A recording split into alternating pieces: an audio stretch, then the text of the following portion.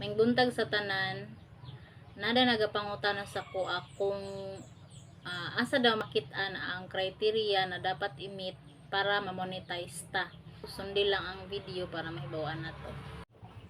First of all, moadto jud ta sa tuang Facebook. Pagkatapos, punta sa profile na nasa right side. Pindutin lang. Then, go to professional dashboard. Dito banda, dito mo makikita ang iyong performance. Kapag naka-green yan lahat, ibig sabihin maganda ang iyong performance. Then, scroll up lang. Scroll up. Then, i-click lang yung monetization.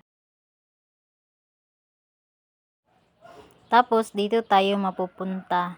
Ug maoday ni siya ang mga tools guys na star, na ay ads on reels, bonuses ug in-stream ads. Ang ads on reels ug bonuses wala na siya criteria. Ang naa lang in-stream ads. Then i-click lang, maadto dayon ka diriya sa sulod niya. Diriya na nimo makita ang eligibility criteria for in-stream ads. Ang ako naka-ex pa na siya kay wala pa nako na meet ang 60,000 minute views. Mao lang guys, thank you for watching.